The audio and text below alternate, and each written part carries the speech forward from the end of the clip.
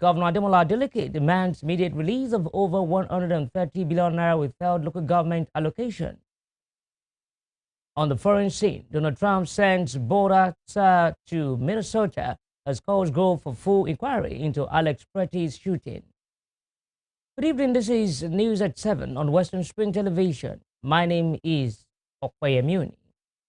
The Nigerian Armed Forces has said some officers will be arraigned before a military judicial panel to face trial over an alleged plot to overthrow the government. In a statement by the Director, Major General Samaila Uba, it said it is in accordance with the Armed Forces Act and other applicable service regulations. The latest military action came more than 3 months after it announced on October 2025 that 16 officers had been arrested over alleged acts of indiscipline and violations of service regulations. They explained that preliminary investigations revealed that the officers' actions were tied to frustrations stemming from repeated failures in promotion examinations and concerns over stalled career progression. In a statement issued by the Director of Defense Information, Brigadier General Tukur Gusso, the conduct of the affected officers was described as falling short of the standards expected within the military. It further noted that some of the officers were already under investigation for various offenses and were either facing trial or awaiting court proceedings. The paramount ruler of Banga Kingdom in the Kanal local government area of Rivers State, Sauna Baridam, has narrowly escaped death after gunmen opened fire on his convoy. The first-class traditional ruler was attacked while returning from an engagement in the Okwale community within Kana on Sunday evening. The incident occurred around 5:30 p.m. along the Teka-Sogo Road, linking the area to the East-West Road. Confirming the incident in a press statement on Monday, the Rivers State Police Command said unknown gunmen emerged from the bush and attacked the Monarch's black Prado Jeep, shattering the windscreen and other parts of the vehicle. Police described the victim as King Baridam and confirmed that he sustained a gunshot wound to his thigh. This is the second time King Baridam has survived an assassination attempt. Suspected bandits have killed an inspector of the Nigeria Police Force in Oyo State following an ambush on the patrol team at the Budo Moshalashi border post area of the state. The incident, which occurred over the weekend, threw the community into tension as security operatives and residents expressed concern over the growing threat of violent attacks in the area. It was gathered that the patrol team was on routine security duty when it was waylaid by armed assailants who opened fire on the officers. Other members of the patrol team were also injured in the attack and were rushed to a nearby medical facility for treatment. Confirming the incident, the Police Public Relations Officer of the Oyo State Police Command, Olayinka Anyolade, said the command had commenced the manhunt for the perpetrators.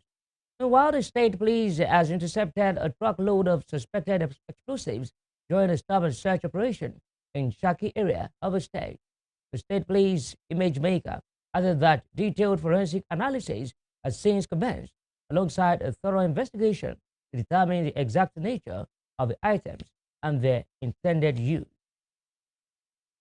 In Ondo State, residents of the Iluabo community in Akure North local government area on Monday staged a peaceful protest over a recent surge in kidnappings, barricading the airport Owo Expressway and causing heavy traffic along the axis.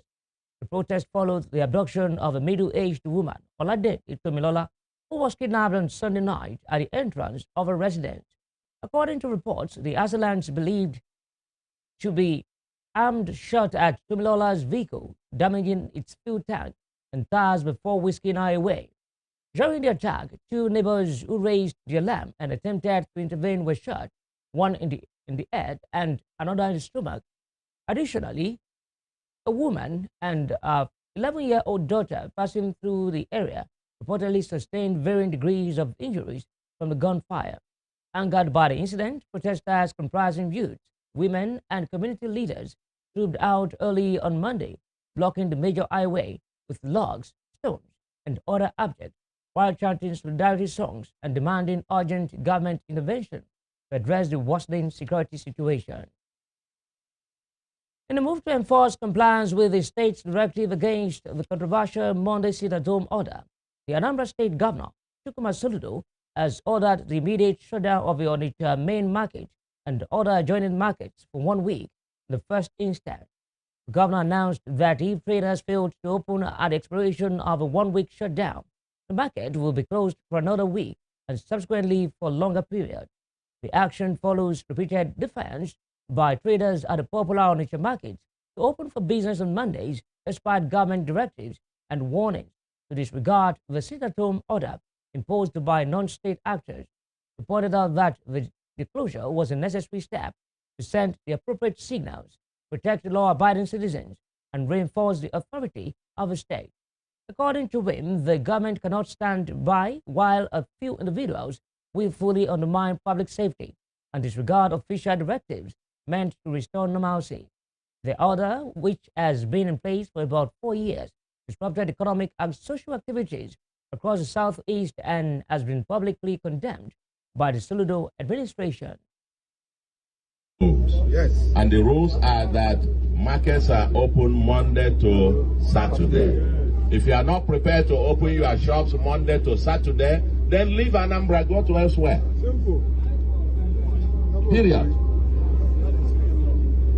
Okay? So, this market will be shut down for the remainder of this week. It will not be open tomorrow. It will not be open on Wednesday. It will not be open on Thursday. It will not be open on Friday. It will open again on Monday. And if we come on Monday, you want what? Talking politics, 22 members of the Kano State House of Assembly have defected from the new Nigeria People's Party, NNPP, to the All Progressives Congress, APC. The lawmakers announced their defection during a plenary session on Monday, shortly after Governor Abba Yusuf formally resigned from the NNPP following his recent visit to President Bola Tinubu at the State House, Abuja. In his resignation letter addressed to the chairman of the Diso Chiranchi ward in Gwale local government area, Yusuf attributed his decision to what he described as deepening internal crisis and prolonged leadership disputes within the party. The governor's defection was carried out alongside 22 state lawmakers, 8 members of the House of Representatives, and all 44 local government chairmen in Kano State. Reacting to Governor Yusuf's defection, the national leader of the NNPP, Rabiu Kwakwanso, had earlier described the development as a betrayal and declared January 23 as World Betrayal Day. Meanwhile, Mustafa Rabiu Kwakwanso, the son of the 2023 presidential candidate of the new Nigeria People's Party, NNPP, Rabiu Kwakwanso, has resigned his appointment as Kano State Commissioner for Youth and Sports Development. Kwakwanso announced his resignation as a member of the State Executive Council in a statement made available posted on his official Facebook account on Monday. He expressed gratitude to Governor Abba Yusuf for the opportunity to serve in the administration. Kwakwanso expressed the hope that the youth and sports sectors would continue to receive adequate attention under the present administration, stressing the need for sustained investment in youth empowerment and sports development. The resignation comes amid ongoing political realignments within the Kano State government, following Governor Yusuf's recent exit from the NNPP. In another development, Abba Atiku, the son of former Vice President Atiku Abubakar, has joined the All Progressives Congress, APC, and declared that no political party can defeat President Bola Tinubu in the 2027 presidential election. Abba spoke in Yola on Monday after picking his APC membership registration card at Gwadabawa ward in Yola North local government area of Adamawa State. He said he joined the party to contribute to what he described as the best economic and human reforms under the present administration. Abba said he was motivated to join the APC due to what he described as massive human and infrastructural development across the country under President Tinubu's leadership. The APC Zonal Vice Chairman, Adamawa Central, Issa Bagalti, who handed over the membership card to Abba, said his defection had ended speculation that the APC could lose the 2027 election. Adamu Atiku, the first son of the former vice president, is a top member of the People's Democratic Party, PDP, and a serving commissioner for works and energy development under Governor Ahmadu Fintiri's administration. While Atiku Abubakar is a presidential aspirant on the platform of the African Democratic Congress, ADC, without any of his sons, currently in the party with him. A former Director General of the Labour Party Presidential Campaign Council, Akin Osuntokun, has dumped the Labour Party for the African Democratic Congress, ADC. Osuntokun, a former news agency of Nigeria managing director, confirmed this to a correspondent of the agency on Monday in Lagos. When asked why he dumped the Labour Party, Osuntokun cited the activities of those he called internal saboteurs. He said the declaration of Nenadi Usman as a valid chairman and the sacking of Julius Abure-led National Working Committee of Labour Party had created further uncertainty in the party. Osuntokun said the Abure-led NWC had vowed to appeal the judgment, and nobody can trust what the court would do again at the last minute. The All Progressives Congress, APC, has dismissed reports suggesting that Vice President Kashim Shettima may be replaced as President Bola Tinubu's running mate ahead of the 2027 general election, describing the claims as purely speculative, untrue, and utterly baseless. There was speculation in the media that the ruling party may reveal the Muslim ticket that secured victory in the 2023 presidential election. However, in a statement issued on Monday by its National Publicity Secretary, Felix Morka, the party said its attention had been drawn to growing media frenzy over an alleged plan to substitute the vice president. The APC warned media organizations against giving space to unverified reports, urging them to avoid promoting what it described as rumors designed to cause division. The ruling party also noted that political activities remain restricted under existing laws and electoral regulations, stressing that it is not engaged in succession discussions at this time. This also comes as after the Minister of Arts, Culture, Tourism and Creative Economy, Anatu Musawa, warned that the ruling party risks losing key northern states in 2027 if it alters the Bola Tinubu Kashim Shettima presidential ticket. Here in Osun State, Governor Ademola Adeleke has demanded the immediate release of over 130 billion naira in statutory allocations allegedly withheld from the state's local government. The governor warned that the continued blockade is crippling grassroots governance and inflicting hardship on workers and residents. In a statewide broadcast, Governor Adeleke said the court sacked All Progressives Congress APC chairman and councillors had unlawfully occupied council offices across the state, despite judgments of the Federal High Court sitting in Osogbo in November 2022 and affirmations by the Court of Appeal in 2025 nullifying their election. He accused the former state governor, Boyega Itola, of allegedly backing the continued occupation with police support, an action he said undermines democracy and the rule of law. Central to the governor's address was the withholding of local government funds, noting that since February 2025, statutory allocations due to Osun local government, now totaling about 130 billion naira, have not been released to the legal accounts of the council. According to him, the state government has had to look for funds and make painful sacrifices to keep salaries paid for almost 12 months, a situation he described as unsustainable. It is settled matter of law that the tenure of elected officials in Nigeria cannot be extended for a single day after the expiration of their tenure.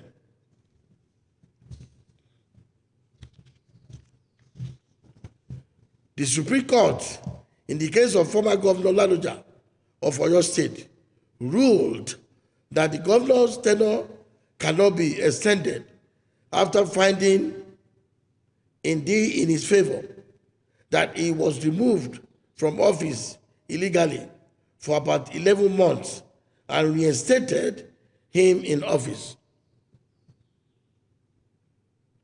In several villains that have become public document in our court, including the Supreme Court, their lawyers, and the Attorney General of the Federation admitted that these APC chairmen and councillors have no claim to office beyond October 22nd, 2025.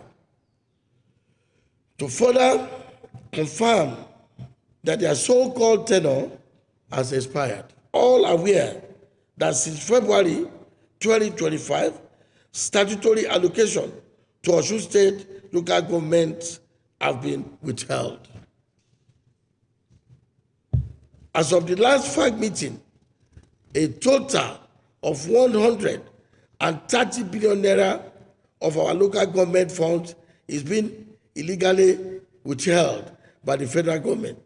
I repeat, as of the last FAC meeting, a total of 130 billion naira of our local government fund is being illegally withheld by the federal government.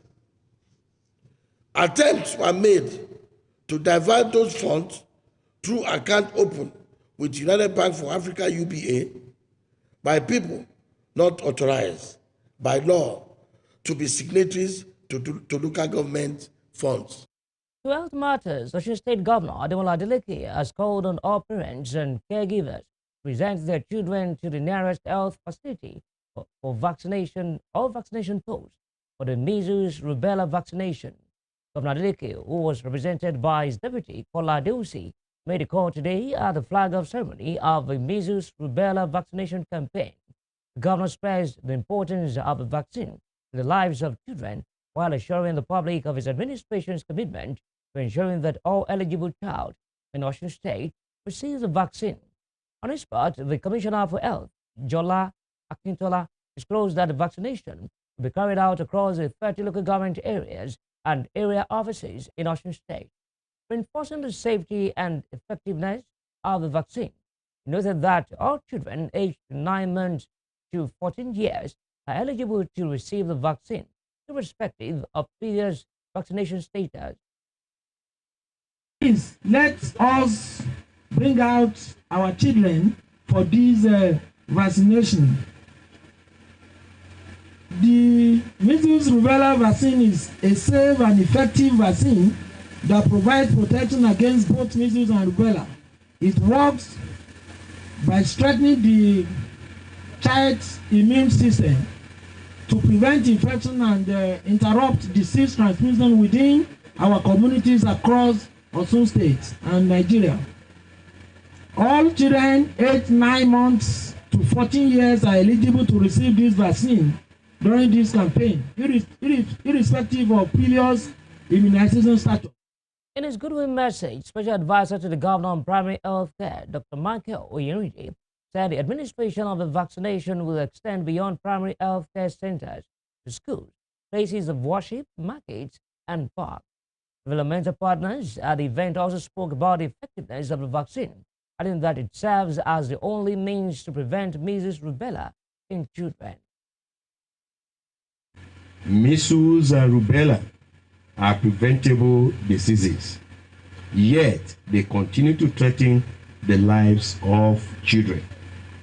Measles can lead to serious complications such as pneumonia, brain damage, and even death.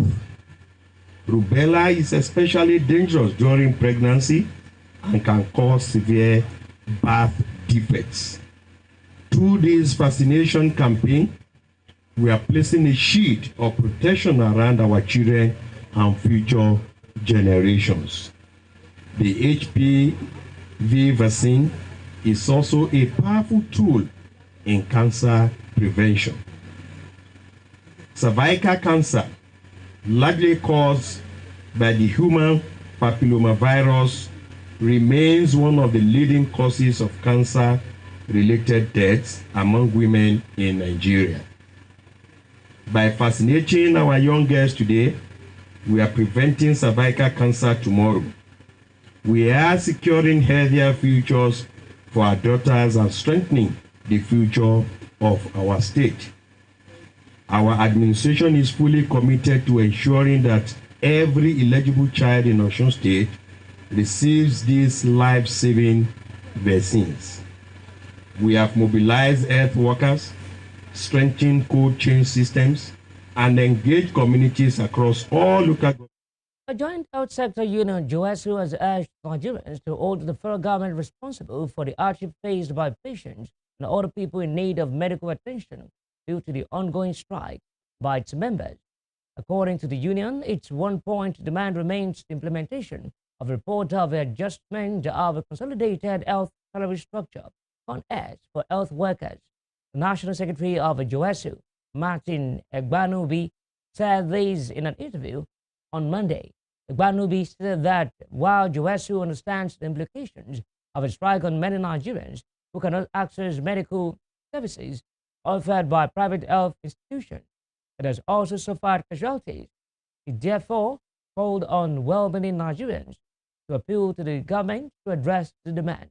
The National Secretary further lamented that despite a series of engagements with the government, including President Bola Tinubu's assurance that he would mandate the relevant ministry department or agency to address other issues, the demand had not been met.